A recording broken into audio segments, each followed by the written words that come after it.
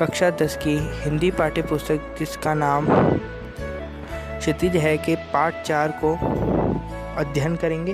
यदि आपको वीडियो अच्छा लगे तो वीडियो को लाइक करें तथा चैनल को सब्सक्राइब करें। दोस्तों, हमारे चैप्टर का नाम है देव। सबसे पहले हम इनका जीवन परिचय पढ़ेंगे कवि का, फिर आगे हम पाठ परिचय पढ़ेंगे। रीतिकालीन काव्य परंपरा में विशिष्ट स्थान रखने वाले कवि देव का जन्म विक्रम संवत 1730 में हुआ। इनके ग्रंथों से ज्ञात होता है कि ये इटावा के रहने वाले थे। इस संबंध में एक उक्ति प्रचलित है, ध्योसा रिया कवि देव को नगर इटावो वास।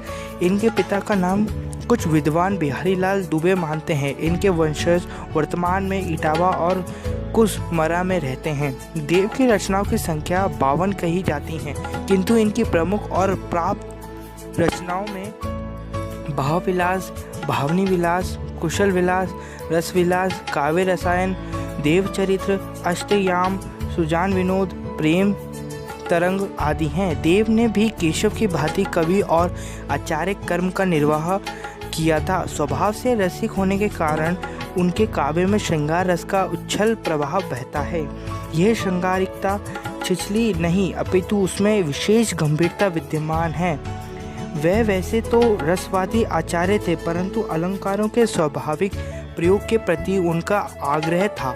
देव ने साहित्यिक ब्रज भाषा को अपनाया था, परंतु उसमें संस्कृत, प्राकृत, अपभ्रंश, फारसी तथा उत्तर भारत की अन्य बोलियों के शब्दों का स्वतंत्रता से प्रयोग मिलता है। इस प्रकार कवि देव काव्य सृष्टि और आचार्य दृष्टि के कारण ऐसे महाकवि हैं जिन्होंने तत्कालीन सामाजिक एवं साहित्यिक परिस्थितियों में हिंदी साहित्य को अमूल्य ग्रंथ रत्न प्रदान किए। आइए पाठ परिचय की ओर अग्रसर हैं। यहाँ निर्धारित कविता में देव ने अपने आराध्य श्री कृष्ण का गुण कथन किया है।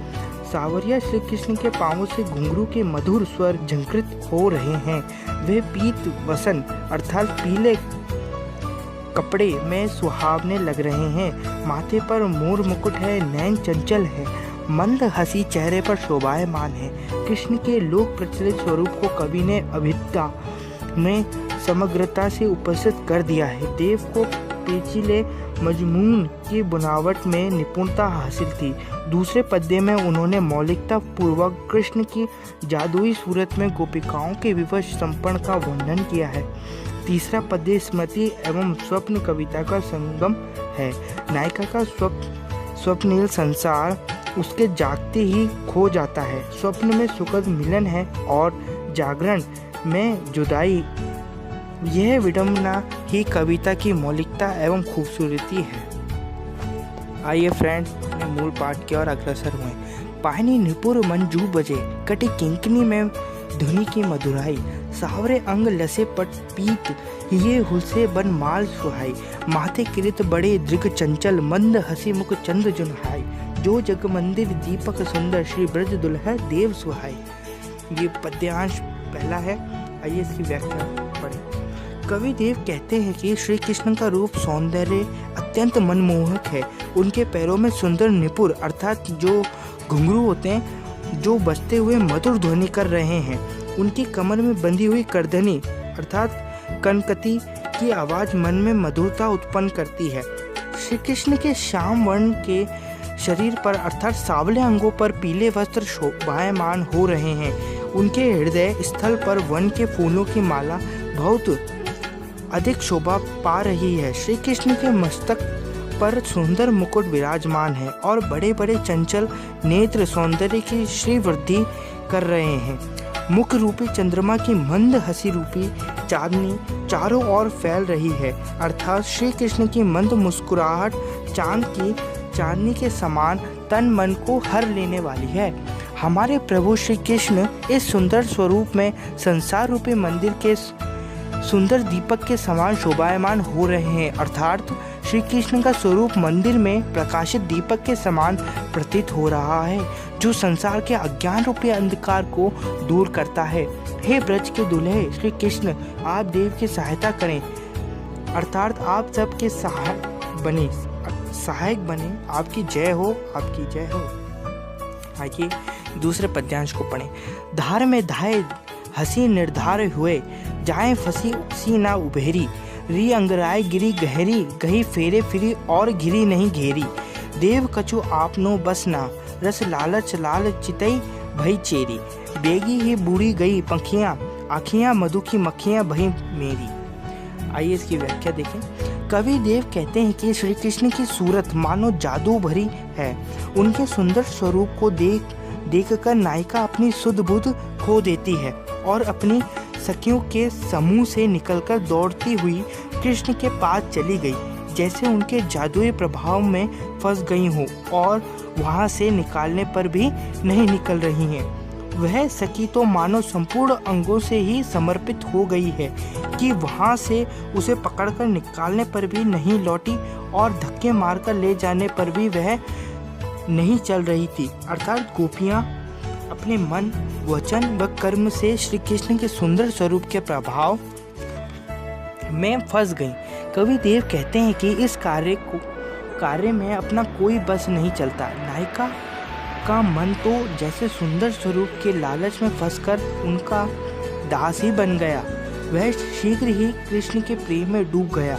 जैसे शहद की मक्खी के पंख शहद में लिपट जाने पर वह उड़ नहीं पाती, उसी प्रकार मेरी आंखें श्री कृष्ण के सुंदर स्वरूप में उनकी मनमोहक आकर्षक छवि में खो गई। यह श्री कृष्ण की छवि का जादुई प्रभाव ही था। आइए पद्यांश 3 की ओर अग्रसर हुए। ये लास्ट पद्यांश है। झहरी झहरी झीनी बूंद है परती मानो, गहरी गहरी घटा घेरी है गंगन में। आनी कहो श्याम मोसो चलो, झूलीबो को आजू, फूली न समानी भई ऐसी हऊ मगन मई। चाहती उठाऊ उड़ी गई सो निगोड़ी नींद, सोए गए भाग मेरे जागी व जगन में। आँखें खोली देखऊ तो गन है ना घनश्याम, वे ही छाई बूंदे मेरे आंसू द्वे द्रगन में। आइए व्याख्या की ओर अग्रसर हुए। कवि देव कहते हैं कि नायिका ने अपने स्वप्न में देखा कि रिमझिम वर्षा हो रही है और काले काले घने गहरे बादल चारों ओर छाए हुए हैं। अर्थात आसमान बादलों से घिरा है और रिमझिम वर्षा हो रही है। ऐसे मन भावन समय में श्याम श्री कृष्ण ने नायिका अर्थात गोपिका के पास आकर कहा कि चलो आज झूला झूलने चलते हैं। जैसे कि गोपिका ने श्री कृष्ण से झूला झूलने का आमंत्रण पाया तो वह प्रसन्न हो गई। खुशी उसके हृदय में समा नहीं रही थी और वह इतनी मग्न हो गई थी मानो उसे कोई अमूल्य निधि प्राप्त हो गई हो। उस समय श्री कृष्ण का सामीप्य पाने से नायिका स्वयं को सबसे अधिक सौभाग्यशाली अनुभव करती है और उठकर कृष्ण के साथ जाना चाहती है। अपनी प्रसन्नता में डूबी नायिका उठकर श्री कृष्ण के साथ जाना चाहती हैं। जैसे ही वह उठना चाहती है उससे पहले उसकी नींद उड़ जाती है और स्वप्न टूट जाता है। अपनी आंखें खोलकर जब वह वास्तविकता देखती है तो वहाँ कुछ भी दिखाई नहीं देता है। नायिका को लगता है कि नींद से जगाने की इस क्रिया में मेरे भाग्य सो गए हैं। अर्थात स्वप्न में श्री कृष्ण का समीप होना सौभाग्य का प्रतीक था और वास्तव में उनसे दूर पर रहना दुर्भाग्य या भाग्य के सोने का भाव था। नायिका की आँख खुलने पर उसे ना तो कहीं काले बादल ही दिखाई दिए और ना कहीं उनके प्यारे घनश्याम श्री कृष्ण ही दिखे। ऐसी दशा में नायिका की दोनों आंखें आंसुओं से भर गई और वह दुखी होकर अपने स्वामी श्री कृष्ण को याद करने लगी। फ्रेंड्स, हमारा पार्ट पूरा हो चुका है और यदि आपको वीडियो अच्छा लगे तो वीडियो को लाइक करें तथा चैनल को सब्सक्राइब अवश्य करें और कमेंट के माध्यम से हमें बताते रहें कि आपको वीडियो कैसा लगा। Thank you and God bless you.